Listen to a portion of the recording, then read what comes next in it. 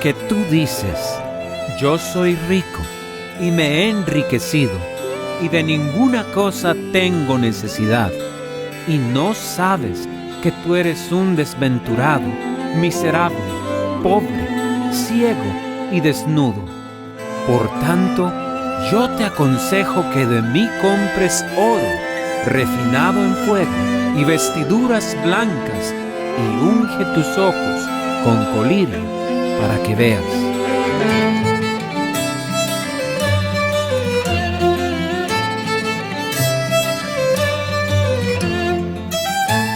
Colirio para mi pueblo.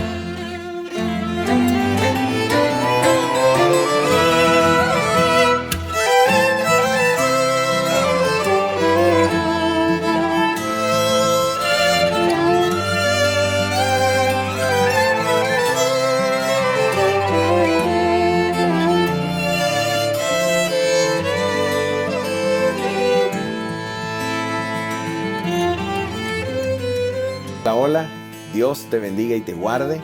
Para mí, tu servidor Manuel Ospino, es un inmenso placer el día de hoy comunicarme contigo para que juntos estudiemos la palabra del Señor en este culto vía internet.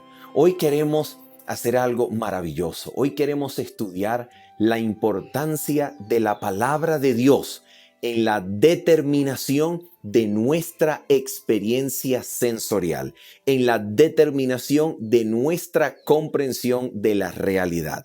Y para eso, para estudiar esto, que es absolutamente importante que todo aquel que se prepara para ser parte de ese pueblo remanente que atraviesa el tiempo de angustia, que vence en el conflicto o en el último conflicto en contra de las potestades de las tinieblas, es absolutamente importante que todos nosotros comprendamos el papel de la palabra de Dios en la determinación de nuestra comprensión de la realidad. Así que hoy quiero invitarte entonces a que podamos orar juntos antes de abrir la palabra del Señor y comenzar con este valiosísimo tema. Vamos a orar.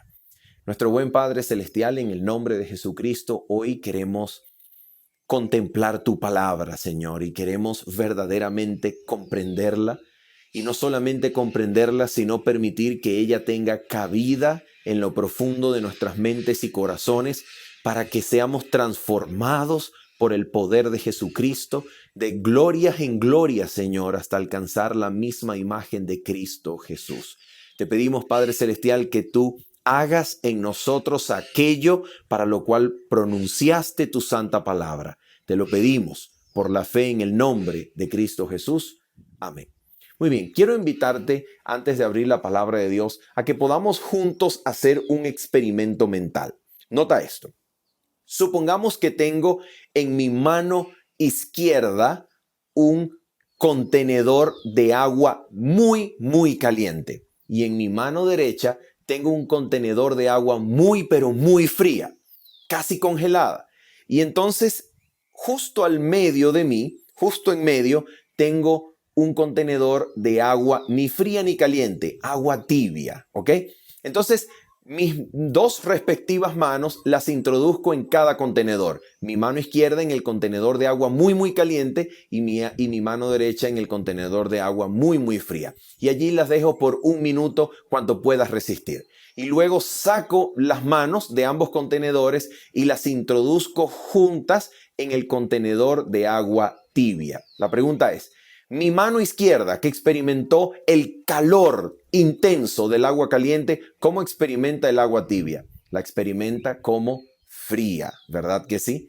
Y mi mano derecha, que estaba en el contenedor de agua bien fría, casi congelada, ¿cómo experimenta el agua tibia? La experimenta caliente, ¿verdad que sí?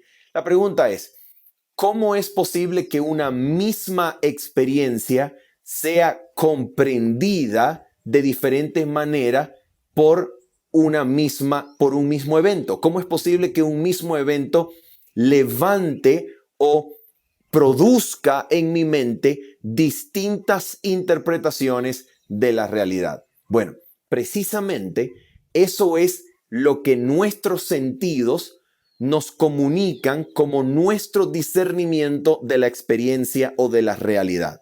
nuestros sentidos nos comunican una parte del discernir de la realidad. Nuestra mente, de acuerdo a diferentes categorías de pensamiento, de acuerdo a diferentes estructuras mentales, entre las cuales destacan de manera preponderante el tiempo y el espacio, nuestras mentes también suplen, organizan, procesan, proyectan algo de ella para que la interpretación de la realidad sea una mezcla perfecta entre la información que proviene de los sentidos y las estructuras mentales que la mente le pone, que la mente le suple para que nuestra interpretación de la realidad sea, como ya dijimos, una mezcla entre sentidos y nuestra misma mente. Estructuras mentales que hacen posible nuestra interpretación de la realidad. Ahora, teniendo esto en mente, nosotros entonces el día de hoy queremos estudiar cuál es el papel de la Biblia en nuestra interpretación de la realidad.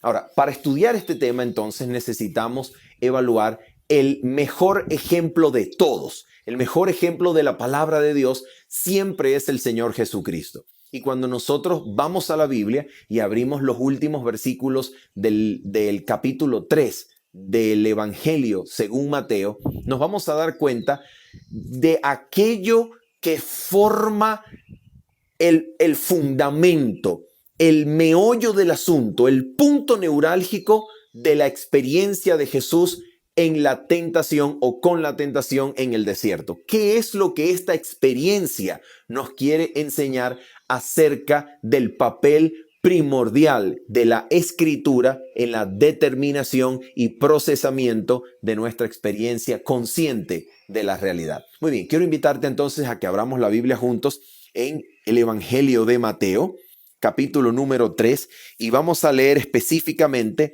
los versículos número 16 en adelante. Vamos a leer juntos. Mateo, capítulo número 3, versículos 16 en adelante. Dice la Escritura así.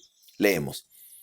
Y Jesús, después que fue bautizado, subió enseguida del agua, y en ese momento los cielos le fueron abiertos, y vio al Espíritu de Dios que descendía como paloma y se posaba sobre él. Y se oyó una voz de los cielos que decía: Este es mi Hijo amado, en quien tengo complacencia. La primera pregunta que nosotros queremos formular antes de evaluar la experiencia de Cristo con la tentación en el desierto es la siguiente. Esta voz que provino del cielo, ¿era una voz que estaba destinada a beneficiar también a Jesucristo? ¿O era una voz que estaba destinada sencillamente a ser un testimonio para los que presenciaban la ocasión del bautismo de Jesús? ¿Será que Jesucristo necesitaba una voz del cielo que lo confirmara como el Mesías, el Hijo de Dios, aquel en cuya presencia el Señor se complacía? A ver, mira lo que vamos a hacer. Vamos, para responder esta pregunta, a evaluar lo que el espíritu de profecía nos dice acerca de la niñez del Señor Jesucristo y de aquella manera en cómo Jesucristo se formaba una mente, cómo la mente de Jesucristo se desarrollaba y se formaba. Mira, la Escritura dice que Jesucristo crecía en estatura y en sabiduría. Y eso lo sabemos de la Escritura. Ahora, mira cómo interpreta esta pequeña declaración el espíritu de profecía cuando nos habla de la manera en la cual Jesucristo formaba su propia mente cuando se hizo humano con nosotros. Mira lo que dice el espíritu de profecía en el libro Deseado de todas las gentes, capítulo número 7 en español, y vamos a leer a partir de la página 49. Mira lo que dice esta cita, página 49 del Deseado de todas las gentes. Dice así: las facultades de su intelecto, de Cristo, y de su cuerpo se desarrollaban gradualmente en armonía con las leyes de la niñez. Nota esto. Su cuerpo y también su cerebro, su mente, se desarrollaban en armonía con las leyes de la niñez. Míralo, mira más. Dice ahora en la página 50. De labios de ella, es decir, de labios de su madre y de los rollos de los profetas, aprendió las cosas celestiales. ¿Cómo aprendió Jesús acerca de las cosas celestiales? A través de la instrucción materna de parte de los rollos de los profetas. La Escritura le daba información acerca de las cosas celestiales. Y esto es muy importante. Sigamos leyendo. Las mismas palabras que él había dado a Israel por medio de Moisés le fueron enseñadas en las rodillas de su madre. Y ahora mira cómo dice también la página 50. Dice así: puesto que él adquirió saber como nosotros podemos adquirirlo, su conocimiento íntimo de las Escrituras nos demuestra cuán diligentemente dedicó sus primeros años al estudio de la palabra de Dios. Nota esto. Jesucristo creció en armonía con las leyes de la naturaleza. Su mente se formó conforme a las leyes de la niñez. Como todo niño puede aprender, así aprendió Jesús. De hecho, su conocimiento de las cosas celestiales no provenían de que su mente era en ese momento, cuando él era humano, la misma mente que había tenido desde la eternidad por los siglos de los siglos. Porque al despojarse, al vaciarse a sí mismo en el ser humano, Jesucristo también se había despojado de aquel conocimiento que por los siglos de los siglos había compartido con su Padre. Su mente también era la mente de un ser humano. Y aunque más adelante el Evangelio de Juan nos va a testificar de que en cierta manera Jesucristo tenía conciencia divina, su mente se formó de acuerdo a las leyes de la humanidad. Sus conocimientos celestiales y de las Escrituras eran conocimiento que usted y yo podemos adquirir. De tal manera que cuando llegó la ocasión de su bautismo, mira lo que nos dice este capítulo del bautismo en el deseado de todas las gentes. Capítulo número 11, dice así, escucha. Capítulo número 11, el bautismo, página 84. El deseado de todas las gentes nos dice lo siguiente acerca de cómo Jesús identificó la llegada del tiempo de su llamado para ejercer su ministerio a tiempo completo, después que estaba en la carpintería, que había sido de su padre, digamos, temporal, de José. Ahora dice así, mira esto. Las noticias referentes, página 84, las noticias referentes al profeta del desierto y su maravillosa predicación cundieron por toda Galilea. El mensaje alcanzó a los campesinos de las aldeas montañosas más remotas y a los pescadores que vivían a orillas del mar. Y en sus corazones sencillos y fervientes halló la más sincera respuesta. Atención, en Nazaret repercutió en la carpintería que había sido de José y uno reconoció el llamamiento. ¿Te das cuenta? Había llegado su tiempo. Dejando su trabajo diario, se despidió de su madre y siguió en las huellas de sus compatriotas que acudían al Jordán. ¿Te das cuenta cómo Jesucristo reconoció que había llegado su llamamiento? Lo reconoció gracias al cumplimiento de la profecía que indicaba que una voz en el desierto prepararía el camino del Señor. Y cuando esa voz alcanzó su cumplimiento en Juan el Bautista, Jesucristo reconoció que había llegado el momento de iniciar su ministerio a tiempo completo y siguió a sus compatriotas en el camino hacia el Jordán. Jesucristo no reconoció su llamamiento por causa de un poder sobrenatural del cual el ser humano alguno, como usted y como yo, tiene acceso. No, Jesucristo reconoció su llamamiento acerca de su comprensión, de su interpretación, de su comunión diaria con las Escrituras. Y cuando observó que fielmente la Escritura estaba teniendo cumplimiento en Juan y fielmente las Escrituras indicaban que había llegado el momento, de acuerdo a la profecía de las 70 semanas de Daniel capítulo 9, Jesús comprendió que Él era el elegido de Dios, así como lo había previsto ya de manera vislumbrante en la ocasión de la Pascua. Y cuando estas profecías se cumplieron, Él reconoció que había llegado su tiempo y que Él era el elegido para llevar a cabo la salvación de la humanidad de todo su pecado y glorificar al Padre Celestial. Así que cuando Jesús va a las aguas bautismales con Juan, sale la voz del cielo que lo confirma como el elegido de Dios, aquel en quien el Padre tiene contentamiento. Y esta voz ciertamente también era para beneficiar a Jesús, para confirmarle de que ciertamente había llegado el momento y que Él era el indicado, el elegido, el Mesías de Israel, quien iba a dar su vida por los pecados del mundo. Así que cuando leemos en Juan capítulo número 4, el escenario de la tentación en el desierto, debemos recordar eso. Jesús se fue al desierto habiendo escuchado con sus propios oídos la palabra pronunciada por Dios. Dios le declaró hijo, le confirmó como tal, y en esa confirmación Jesucristo tuvo la seguridad de que su Padre lo acompañaría en el ministerio, de que Él tendría el poder del Espíritu para llevar a cabo su misión en el mundo. Ahora, cuando Jesús va al desierto, la Escritura nos dice así, versículo número 1 de Juan capítulo número 4. Entonces Jesús fue llevado por el Espíritu al desierto para ser tentado por el diablo. Después de haber ayunado 40 días y 40 noches, sintió hambre. Nota esto.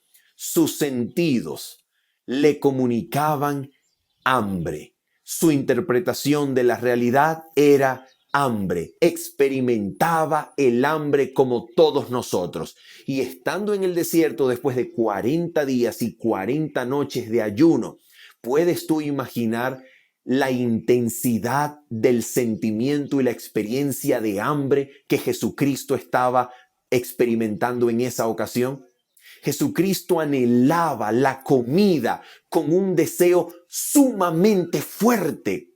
Imagínate, si alguna persona que experimenta algún tipo de adicción, experimenta ansiedad al ser separado de aquello que actualmente lo mantiene adicto, imagínate el sentimiento de ansiedad, imagínate la experiencia después de haber pasado 40 días sin comer absolutamente nada, imaginas el deseo que su cuerpo físico le informaba a su mente acerca de la comida.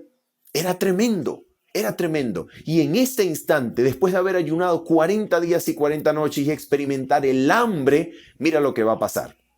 Después de esto, dice la Escritura, se le acercó el tentador, Satanás, y le dijo, si eres hijo de Dios, di que estas piedras se conviertan en pan. Mira la tentación de Satanás. Aparentemente, Satanás se le presenta, de acuerdo al deseo de todas las gentes, como un ángel de luz, y se presenta asemejándose a aquel ángel de luz que detuvo la mano de Abraham en el momento en que el patriarca estaba dispuesto a quitar la vida a su hijo en obediencia del mandato divino. Representando ese ángel, Satanás se le presenta a Jesús con un mensaje. He venido de parte de tu Padre para servirte, para darte alimento y decirte que la prueba ya ha sido atravesada, que has atravesado y superado la prueba. Pero la manera en la que luces, la manera en la que te ves tan abandonado, te ves tan horrendo, te ves tan demacrado, pareces tan moribundo que lo que yo observo es que pareces un abandonado de Dios. Te pareces más bien al querubín rebelde sobre el cual el cielo me advirtió. Así que necesito mejor una prueba de que no eres el querubín rebelde, de que eres verdaderamente el Hijo de Dios, y la prueba que me vas a dar es sencilla. Convierte estas piedras en pan para yo saber que eres el Hijo de Dios y no el querubín rebelde. Porque sabes, y esto probablemente se lo dijo a Satanás y lo confirma el deseo de toda la gente, porque sabes, pareces abandonado y no es posible, no creo, como ángel, que Dios trate así a un hijo suyo. Dios no puede tratar así a un hijo suyo y dejarlo al abandono, dejarlo al sufrimiento de 40 días de hambre.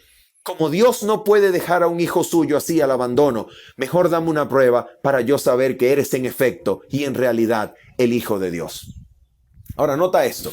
Mira lo que Jesús está atravesando acá. Jesús ahora tiene una decisión que tomar. Jesús está siendo tentado por el diablo y Jesús tiene una decisión que hacer.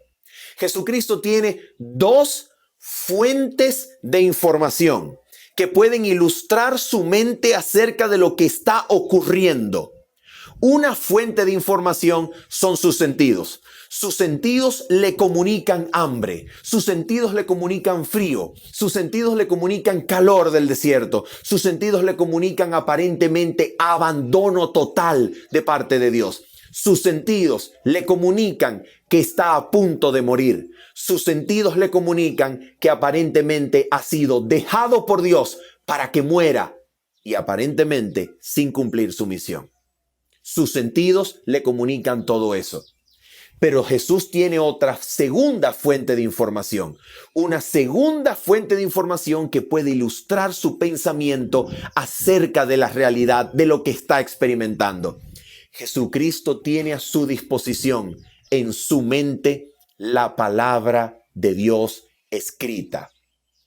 La palabra de Dios en Deuteronomio había dicho que Dios había hecho pasar a Israel por el desierto, un desierto espantoso y temible, y Dios los había alimentado poderosamente con un alimento que los padres no habían conocido, para hacerles saber, para hacerles conocer que no solo de pan vivirá el hombre, sino de toda palabra que salga de la boca de Jehová. De eso vivirá realmente el hombre. Así que Jesucristo tiene una decisión que tomar. Jesucristo interpretará la realidad de acuerdo a sus sentidos o interpretará la realidad de acuerdo a lo que la palabra de Dios le informa. ¿Cuál será el resultado?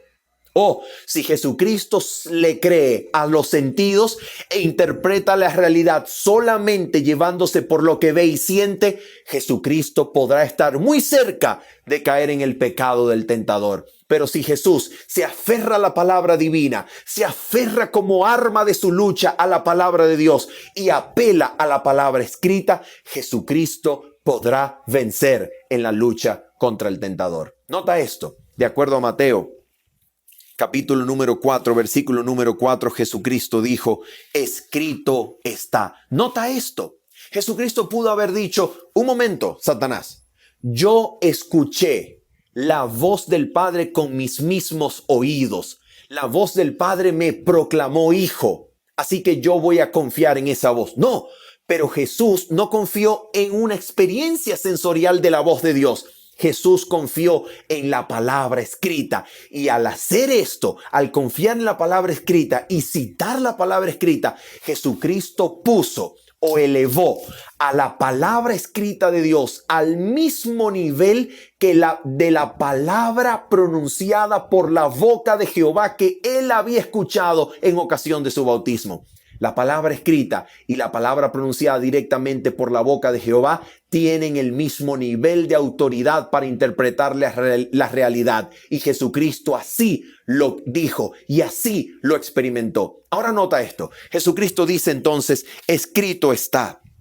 No solo de pan vivirá el hombre, sino de toda palabra que sale de la boca de Jehová. ¿Qué está diciendo Jesús? Jesús le está diciendo a Satanás, yo confío en la palabra de mi Padre. En Deuteronomio está escrito que el pueblo de Israel pasó por 40 años comiendo el pan que ni siquiera sus padres habían comido para que conocieran que ellos vivían, que dependían, que estaban vivos y sobrevivirían el desierto, no por las provisiones que pudiesen encontrar, sino que el desierto se sobrevive solamente por causa de la palabra de Jehová pronunciada, porque la palabra pronunciada de Jehová fue alimento para Israel. Hoy la palabra escrita de Jehová será alimento para mí y yo voy a esperar en mi Padre hasta que Él quiera.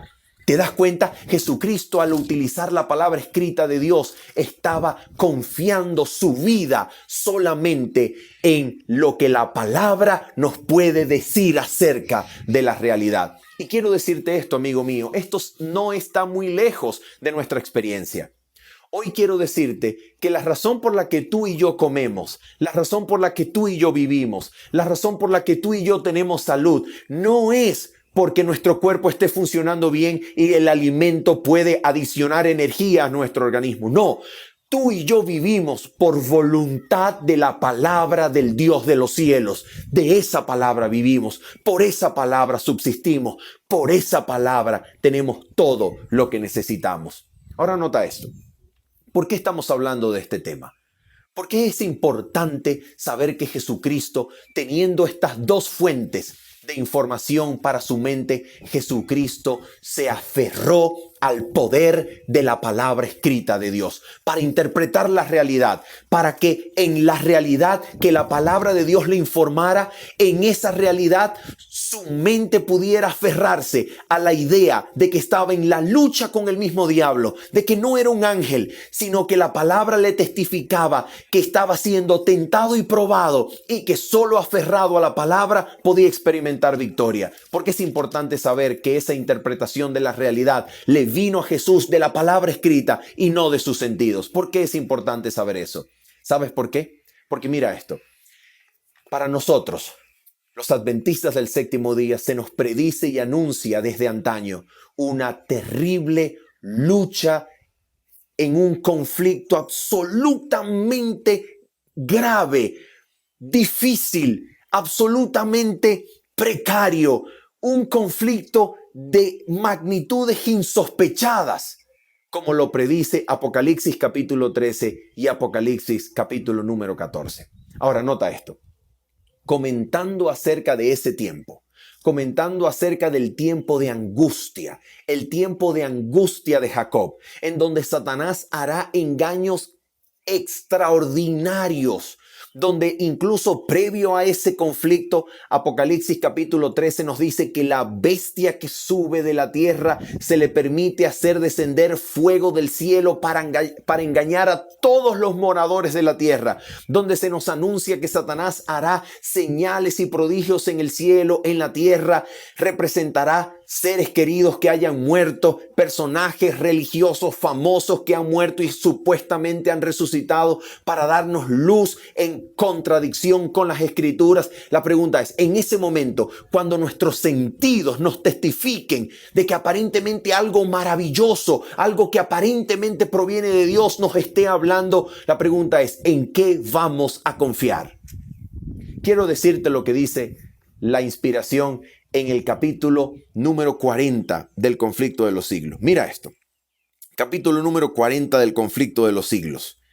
El tiempo de angustia. Mira lo que dice la sierva del Señor en relación con aquella decisión que nosotros, aquellos que experimentemos ese conflicto, vamos a tener que tomar entre formar nuestra comprensión de la realidad, de lo que nuestros sentidos ven y perciben, o interpretar la realidad en armonía y de acuerdo con la palabra de Dios. Mira lo que nos dice la inspiración. Dice así, página 609. Página 609. Dice así, mira esto. Dice ella así. Solo los que hayan estudiado diligentemente las Escrituras y hayan recibido el amor de la verdad en sus corazones serán protegidos de los poderes engañosos que cautivarán al mundo. Mira esto. Merced al testimonio bíblico, descubrirán al engañador bajo su disfraz. El tiempo de prueba llegará para todos. Por medio de la criba de la tentación, se reconocerá a los verdaderos cristianos. Ahora mira cómo sigue. Mira cómo termina la cita acá. Se sienten los hijos de Dios actualmente bastante firmes en la palabra divina para no ceder al testimonio de sus sentidos. ¿Estás escuchando esa pregunta? Y mira cómo termina. ¿Se atendrán ellos en semejante crisis a la Biblia y solo la Biblia? ¡Wow! ¿Te das cuenta lo que está ella diciendo acá? Mira, la reforma protestante comenzó cuando los reformadores pusieron a un lado la tradición eclesiástica, aquella interpretación de la Escritura enseñada por el magisterio de la Iglesia Católica, para preferir y quedarse solamente con el testimonio de lo que la Escritura dice. Pero en el tiempo del fin, los que atraviesen el tiempo de angustia tendrán que preferir la sola Escritura, solo la Biblia y la Biblia sola, por encima no solamente de la tradición de lo que la iglesia enseña, no solamente de la tradición eclesiástica de la Iglesia Católica o de cualquier otra tradición. Tendrán que preferir la Biblia y la Biblia sola por encima del testimonio de lo que sus ojos ven, por encima de lo que sus oídos escuchan, por encima del testimonio de sus sentidos. Aferrarse solamente a la Biblia e interpretar la realidad conforme a lo que la Biblia dice. Te doy un ejemplo. ¿Qué pasará, por ejemplo, cuando en el tiempo del fin Satanás, por ejemplo, falsifique la aparición de diferentes líderes religiosos, o de seres extraterrestres, o de seres que vienen de otros mundos, o de seres que han resucitado, y estos seres con voz melodiosa, con voz serena, amorosa, con actos y portentos milagrosos de beneficencia al mundo, de milagros, de ayuda, de sanación, de pan al hambriento, nos digan: he venido del cielo, he resucitado, me he levantado como testimonio de Dios, para que sepan que ustedes, los adventistas del séptimo día, están siendo muy cerrados. Deben abrir sus mentes para creer que después de todo ustedes no solamente son los únicos que tienen la verdad. Abran su mente. El mundo de los espíritus verdaderamente existe, y yo estoy acá para informarles que después de todo ustedes no comprendieron toda la Biblia como debieran. El mundo de los espíritus existe, y hoy Dios me ha dicho que venga a la tierra para guiarlos a un mejor entendimiento de la verdad. ¿Qué vamos a hacer cuando eso ocurra? ¿Vamos a interpretar la realidad de acuerdo a nuestros sentidos? Porque los sentidos nos dirán: deben ser ellos, se parecen, son idénticos, su voz es idéntica. ¿O vamos a interpretar lo que nuestros sentidos nos dicen conforme a lo que la Escritura nos enseñe e ilustre nuestras mentes para ese momento? ¿Qué dice la Escritura? Un así dice Jehová debe determinar nuestra interpretación de la realidad. Esto es demasiado importante. Ahora bien, la pregunta es: ¿el conflicto de Jesús contra Satanás demostró algo más? Oh, claro que sí. El conflicto con Satanás demostró algo más, porque después Jesucristo fue tentado a poner por presunción en riesgo su vida, y luego fue tentado a rendirle adoración a Satanás por causa de las glorias del mundo y de todo lo que hay. Y es exactamente lo que dice para nosotros Primera de Juan, donde nos dice que nosotros debemos saber que la soberbia de la vida, las glorias del mundo y la presunción, los sentidos, las pasiones pasarán. Nosotros también vamos a ser tentados a cometer pecado en estos tres ámbitos de nuestra experiencia: en las pasiones o en los apetitos, en la soberbia de la vida o presunción, y en las glorias del mundo y sus reinos. Ahora, ¿cómo es posible vencer la tentación? ¿Será posible vencer el pecado, la tentación, en el conflicto con Satanás en el tiempo del fin? ¿Será posible? ¿Qué dice la Escritura? ¿Cómo venció Jesús la tentación del diablo? La Escritura nos dice que Jesús en cada una de las tentaciones se aferró, apeló a un escrito está. Sus ojos le podían presentar cualquier cosa. Sus ojos podían presentarle la gloria del mundo como apetecible. Pero Jesucristo se aferró a un escrito está. ¿Por qué es importante saber eso? Mira esto. La inspiración nuevamente. El deseo de toda la gente nos dice así acerca de lo que eso significa hoy para nosotros. Mira lo que nos dice en el capítulo 12, titulado La tentación. Mira lo que dice eso. ¿Será que Jesús venció la tentación con el diablo debido y por medio de un poder que a nosotros los seres humanos no nos está disponible? ¿O será que Jesús venció la tentación por medio de un poder que para nosotros los seres humanos Dios ha hecho disponible? ¿Cuál será la verdadera razón? ¿Cuál será el verdadero medio por el cual Jesús venció la tentación? ¿Estará disponible para nosotros? Mira lo que dice la inspiración. Deseado de todas las gentes. Deseado de todas las gentes, página 98. Dice así: mientras estemos unidos con Él por la fe, el pecado no tendrá dominio sobre nosotros. Dios extiende su mano para alcanzar la mano de nuestra fe y dirigirla a asirse, a aferrarse de la divinidad de Cristo, a fin de que nuestro carácter pueda alcanzar la perfección. La pregunta es, ¿cómo hizo eso Jesús? Ahora mira lo que dice. Y Cristo, página 99, siguiente página, siguiente párrafo, mira. Y Cristo nos ha mostrado cómo puede lograrse esto. ¿Por medio de qué venció Él en el conflicto con Satanás? ¿Por medio de qué cosa venció Cristo en el conflicto contra Satanás? Mira lo que dice la Escritura. Mira lo que dice, la inspiración acá. Dice así: por la palabra de Dios. ¿Por medio de qué venció? Por la palabra de Dios. Ahora mira lo que significa eso para nosotros. Solo por medio de la palabra pudo resistir la tentación. Escrito está, dijo. Y a nosotros nos son dadas preciosas y grandísimas promesas. Está citando el hermano Guay aquí, segunda de Pedro capítulo 1, versículo 3 y 4. Y a nosotros nos son dadas preciosas y grandísimas promesas, para que por ellas fueseis hechos participantes de la naturaleza divina, habiendo huido de la corrupción que está en el mundo por la concupiscencia. Toda promesa de la palabra de Dios nos pertenece. Cuando nos veamos, ojo, hemos de vivir de toda la palabra que sale de la boca de Dios. Cuando nos veamos asaltados por las tentaciones, no miremos las circunstancias, ¿te das cuenta? No miremos lo que nuestros sentidos nos dicen, las circunstancias, no. Ni pensemos o no miremos nuestra debilidad, sino el poder de la palabra. Toda su fuerza es nuestra. ¿Te das cuenta la importancia de esto? Toda la fuerza de la palabra de Dios es nuestra y nos pertenece para que podamos luchar en el conflicto en contra de las tinieblas. Por esta razón quiero terminar con una última cita del Espíritu de Profecía que se encuentra en el capítulo número 38 de El conflicto de los siglos. Capítulo número 38, hablando de la Biblia como nuestra última salvaguarda. Mira esto.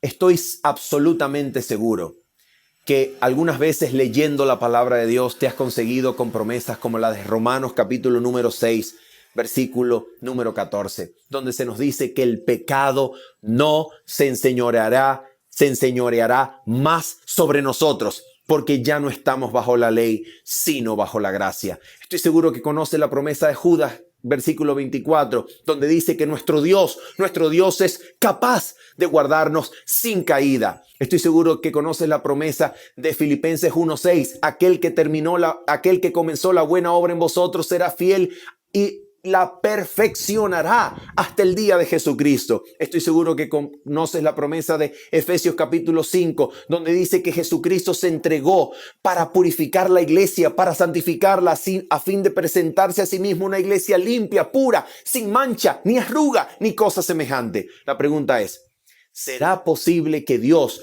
por medio de su poder, nos guarde de la tentación? ¿Nos guarde de caer en el pecado cuando seamos tentados? ¿Será que Dios tiene poder para darnos victoria sobre nuestros defectos, sobre nuestros pecados acariciados? ¿Serán sus promesas para nosotros? Mira esto. Quiero leerte esta cita del conflicto de los siglos, página 585. Mira bien lo que dice allí. Dice así: muchas veces las tentaciones parecen irresistibles. ¿Y sabes por qué parecen irresistibles? ¿Sabes por qué se ven irresistibles? Mira por qué. Y es porque se ha descuidado la oración y el estudio de la Biblia. Y por ende, no se pueden recordar luego, pronto, las promesas de Dios, ni oponerse a Satanás con las armas de las Sagradas Escrituras. ¿Te das cuenta por qué a veces la tentación nos parece irresistible? ¿Te das cuenta por qué a veces la tentación nos parece demasiado difícil de vencer, de soportar? ¿Sabes por qué? Porque en nuestra interpretación de la realidad, en nuestra experiencia consciente de la realidad, estamos prefiriendo el testimonio de nuestros sentidos y no estamos enfrentando al diablo con el poder más poderoso de todo el universo, con el poder de aquella palabra que en el principio dijo sea la luz y fue la luz. Ese poder está disponible para nosotros cuando tomamos la palabra de Dios, la llevamos a nuestra mente, la memorizamos, la guardamos y en el momento de la tentación podamos recitar, recordar, repasar las promesas de Dios y participar por medio de esas promesas de la naturaleza divina para escapar de la corrupción que hay en el mundo.